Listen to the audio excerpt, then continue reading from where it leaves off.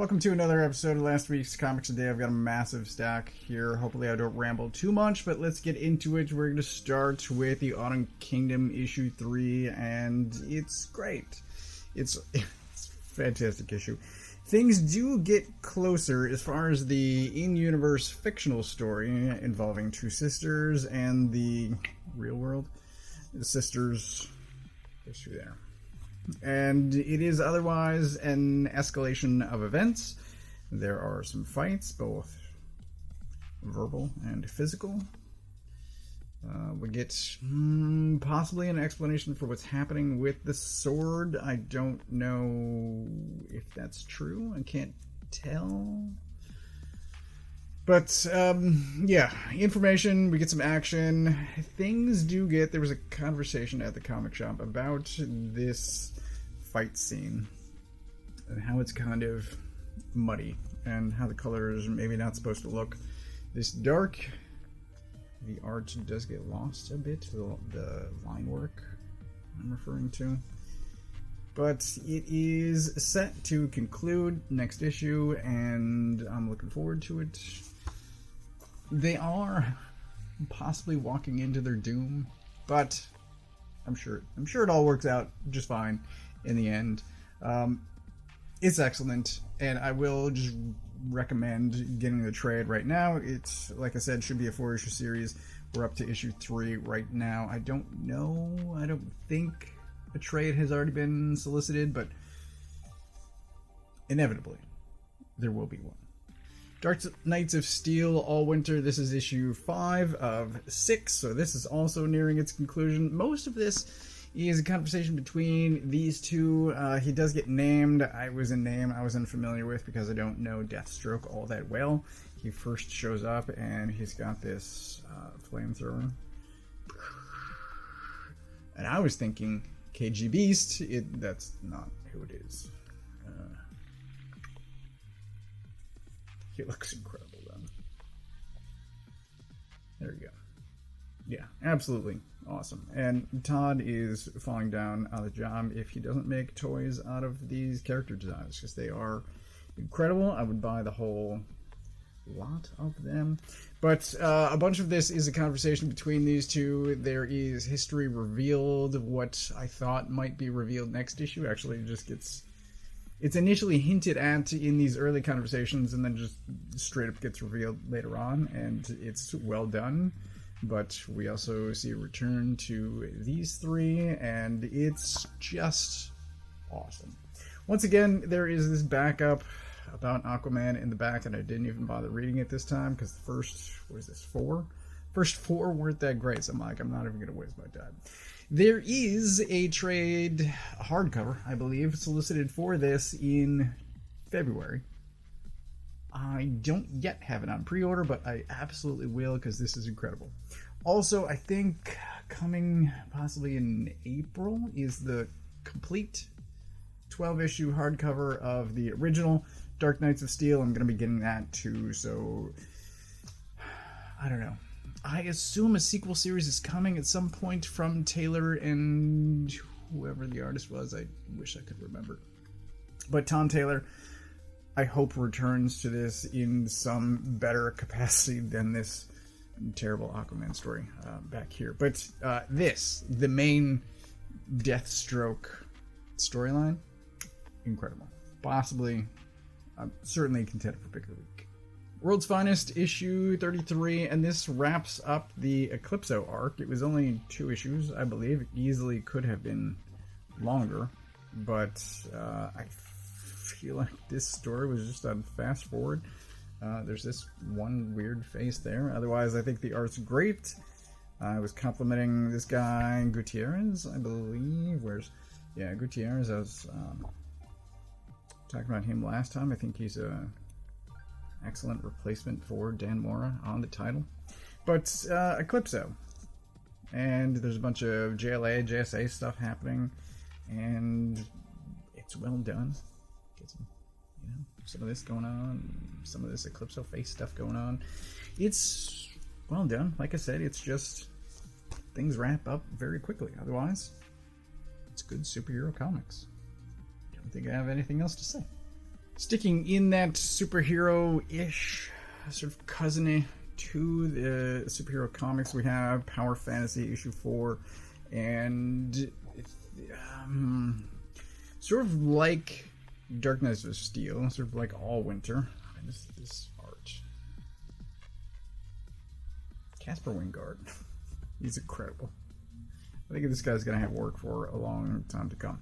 Anyway, so more gets revealed here. There's some depth added to characters. There's some history alluded to, and we see, I think, what this guy's capable of in this scene here at the airport and going up against this, I'm just going to say, dude in armor. But things are building. Things have been building for a while, and there's talk at the back here. That's interesting. There's talk at the back here about what's going to come, and I think that might be right here. No, somewhere. Anyway, there's talk about what's going to come, and it should be explosive.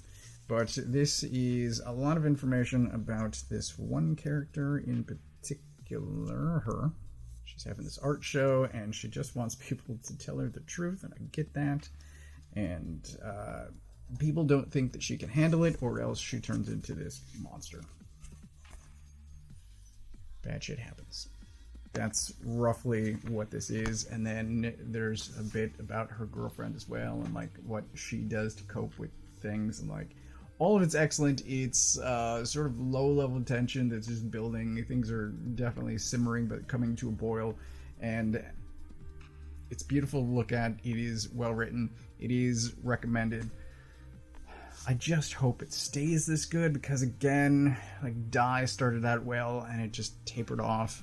And Wicked and Divine also started well, and then kind of fell flat for me. So I hope this remains at this level of, I'm going to say, enjoyment for me, but, you know, how good it is going to be subjective for every reader, but I'm having a blast with it.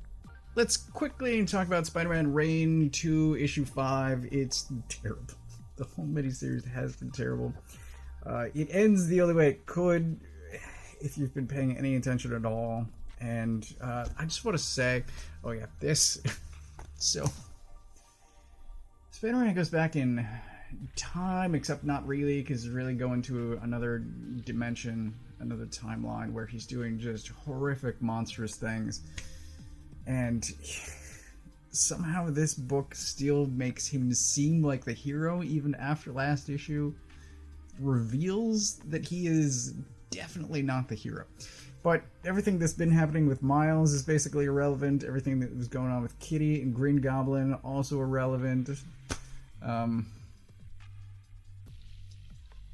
This is the point that I've been thinking about, and I've been holding back this entire time. Like, Manhattan Island, even New York City, cannot sustain itself on its own. It does not have food. Food alone. Like, you can't do it. You can't wall off a city from the rest of the world and be like, yeah, everything's going to be fine for the next decade. Even leaving aside all of, like, the time travel BS, whatever's happening with Kingpin and why he's so grotesque, but also maybe a robot, like, what the f***? This is terrible. Nobody should read it. I hope nobody does. In contrast to that, we have Standstill. This is issue 4 of 8. Things are starting to come together. Right on the cover here, we've got this thing on his arm. Looks like the Witchblade. It is definitely not.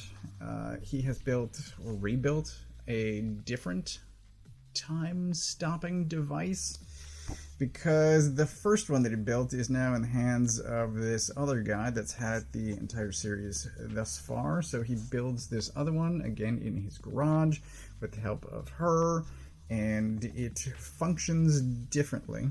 But this guy has been using the time travel device up until this point, and I don't know what else to say. Here's a dude sitting on a toilet.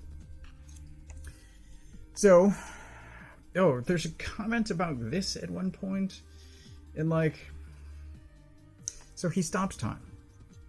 Actually, he doesn't, but that's irrelevant. time stops at one point. He's still moving around. He switches their plates, and both of it just looks like kind of pancake-ish. I don't know. It looks like chicken skin that's been flattened into... I don't even know. Anyway, he comments at one point, "Oh, I switched our plates while..." There, it's just more lumps. "I switched our plates while the time was stopped. You didn't notice?" And I'm like, no, because the plates are functionally identical. Anyway, it's a great issue. Other than plate swapping, it's a great issue. Like, more terrible things are still happening. But art's great, the story's super interesting. I'm thoroughly enjoying it, other than vague shapes on plates. I Heart Skullcrusher issue 70 is mildly irritating because I got to the end and then it says will return in March. And I'm like, you just were on hiatus. You came back for 2 issues and now you're going on break again for another 4? Like, what is happening? Boom. I thought you were better than this. Anyway, it's a good issue. We get more Bird Death Ball. I can't remember the name of the sport, whatever made up ultra-violent thing is going on.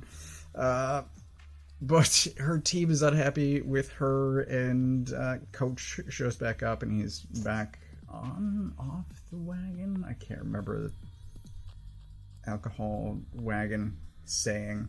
But we get, in this as well, some history. We get some current events, progress happening as far as other teams, this guy in particular, and the twins with the glasses, them two. It's fantastic. The break is annoying, and I'm gonna say just read it in trade form. It's gonna be a much better reading experience. You'll have to wait longer between collections, but it will be a much better reading experience than unknown months between issues. Speaking of waiting for the trade, I'm going to recommend it for Minor Arcana. This is issue 3, and just not that much is happening on a per-issue basis. It is a story that's well told. I'm enjoying it thoroughly. It's just the story progression is not moving at a pace that I recommend reading on a monthly basis. We get more history on her as well. So, like, again, a bunch of history stuff is happening in most of the stuff that came out this week. It's just not enough forward movement in Minor Arcana. The story's still interesting, art's still great. Wait for the trade. Also solicited for February is the collection for Mugshots, which I'm going to recommend because I don't know how long it took to get 4 issues out of this, but it was much longer than a monthly schedule. It is family drama, it's a crime story, it's violent, it is exceptionally well told, it is this simplistic art style with seemingly random color. I never did figure out why the color shifts. I tried to figure it out back in the first issue, and then I've just ignored the colors ever since then, but if anyone else wants to try, if anyone has figured it out, leave a comment. But things do not go well for multiple people. It ends with a smoking gun. Really, there are multiple gunfights this issue, but like I said, crime, family drama, and it sets itself up for a sequel, which I hope happens. I haven't heard anything. I don't think there's any back matter in here. I don't think. Is anyone talking? No.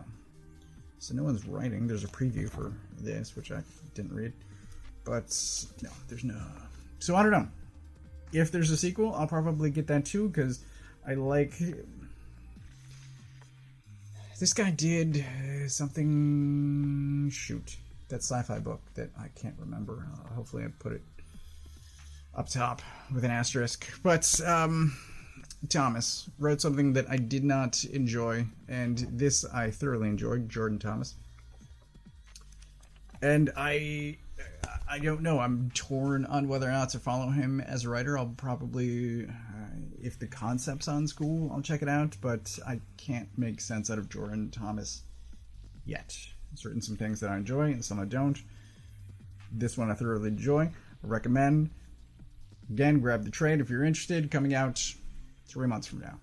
The second Cullen Bun of the week. This is super random, but I saw Arkham Horror. I was waiting at the checkout, and there was a staff pick rack next to the register. I go flipping through it, and I stumble on this page here, which is this woman shooting guns at a dinosaur. And I'm like, well, this needs to be bought immediately because I need to know what's happening. This looks awesome. So I have not read issues 1 or 2. Seemingly some time travel shenanigans are happening, and there's some other woman that sent these two people, her and him, through time with this kind of apricot looking hourglass. They refer to it as an hourglass. Apricot? Artichoke. Holy cow, I can't think of words. Anyway, more dinosaurs, more time travel. There's some tentacle gods. There's like whatever this thing is. It's weird. And I might go back and grab issues 1 and 2. There, I believe, is a trade. Look at this thing. Weird. It's friggin' weird. I'm into it though. As picking up series, I think it's a 4-issue series, like 3/4 of the way in, I'm like, this is super interesting and I'd like to know more. Also, Raphael Albuquerque did this cover and it's gorgeous. Like, it's good stuff. So yeah, recommend just broadly, if something grabs your attention, pull it off the rack, buy it, even if you haven't started at the beginning. The Moon is Following Us, issue 3. This is mostly a Rossmo drawn issue. It is mostly in the dream world. I don't think, talked much about it. It does start off like this, however, and like, this turned out not to be who I thought it was. It is revealed at the end, and I'm like, oh, shit. Anyway, there's a bunch of dream stuff happening. And this guy, we're staring at the back of him right here, makes a fantastic line about getting run over by a truck at one point. It's amazing. But this is excellent. Thoroughly enjoyed all of this. There's family drama in this as well. These two are fighting. And I think that's probably related to the general issue with the daughter. I don't think I've talked about what's actually happening in this at all, so I'll take this as an opportunity because it's now 3 issues in. There's 2 parents, and the daughter is sick. She is dreaming, not waking up, and they find a way into her dreams. So the real world is drawn by Johnson, the dream world is drawn by Rossmo, and they work together amazingly well. So there's a bunch of weird stuff happening. Sometimes shit happens. This toad's fantastic. Anyway, there's the daughter. So they're trying to rescue her from being stuck in this dream world, her own dreams. But it's really well written, and the art is by 2 absolute masters. So yes, obviously recommended. Whether you buy this monthly or wait for the collection, again, inevitably there will be a collection. Either way, I hope you read it. Ninja Turtles and Naruto. I'll say right up front, I only played the Naruto video games, the Ninja Storm series, so I think I played through the whole series. I don't know how well, how accurately, how faithfully that was translated, but I played the video games. I did not watch the show or read the manga. But I was interested in this. I was intrigued, and it only gets more intriguing once you get into the cover. Because, like, New York City exists in Naruto's world. There's a bunch of information on this, which is very... I don't know if this was ever in the manga. It is very video game-like, this mission detail here. But here's what's happening. So, April is with the ninjas. This is Team 7. Weirdly, it's very early Team 7, but Tsunade is the Hokage, so like timeline-wise, it doesn't match up with anything. I did check with my wife to confirm that, because I'm like, look, it's been a while since I played the game. Does this match up? And she's like, no. Those things happened in very different times. Because Sasuke leaves almost immediately after the series starts, and she doesn't show up until much later. She doesn't take over as Hokage until much later. Anyway, this is not the standard Naruto. It's definitely not the standard Ninja Turtles as well, because, again, New York City exists within the world of Naruto, and those, I would think, are 2 different time periods. But the Foot are there. Alapax is there. Turtles show up. They're in these masks for some reason other than looking cool. I don't understand. But predictably, everyone fights. Protagonists fight before teaming up. So there's clone jutsu, shadow clone jutsu. I'm trying to remember. Right, and then Kakashi does his cool thing. Here, I'm going to spoil the last page. If you don't want to, this is the last thing I'm going to say about this book, so just skip the next chapter if you don't want to be spoiled. But Kakashi recognizes Splinter. Like, what? Whatever, man. Whatever. This is cool. It's super weird, but I think I'm going to wind up getting the whole series. The art's cool. I do hope toys get made out of these versions of the Turtles because they look badass. I mean, look at that Splinter. That's incredible. He's even got the Sage Scroll on his back. This is awesome. This is awesome. It's super weird, but also it's a lot of fun. It's fun. I enjoyed it. Lastly, I think the second volume of Sacrificers came out this week, and I think that's everything that I got this week. So let's go through it again. Almost all of this was good. The only thing I think I didn't like was Spider-Man Reign. As far as pick of the week, possibly Allwinter. It's really good. Power Fantasy is also excellent. Not you. Moon and Mugshots. So, like, all of this is good stuff. I possibly had the most enjoyment with Allwinter, but all of this stuff is good. Really, everything except, as I said, Spider-Man Reign is good this week, so it's just an excellent week for comics. Why won't you go back to the stock? So this is everything that I got this week. As always, I get my books from a local comic shop. If you don't know where yours is, you can use this URL to find the one closest to you. Thanks for watching.